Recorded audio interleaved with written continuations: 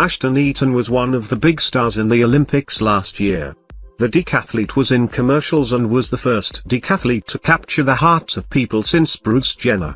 The picture above, however, wasn't addressed much last year. No one really dove into a discussion on Nike's use of 3D printing. A year ago this month, Nike produced several products that shaped the way athletes performed during the Olympics, and Eaton went on to earn the gold. The helmet above was used to help Eaton recover during his events and training. Eaton couldn't stop training, so Nike actually used a 3D printed version of Eaton's head to shape the cooling hood. Nike was able to create a shoe that was shaped to sprinter Allyson Felix's foot in a short amount of time. The product enabled the brand to assist Felix in continuing to train without disruption to her routine while crafting footwear that saw Felix move on to win 3 medals last year. Nike was able to accomplish this work via a collaboration with HP.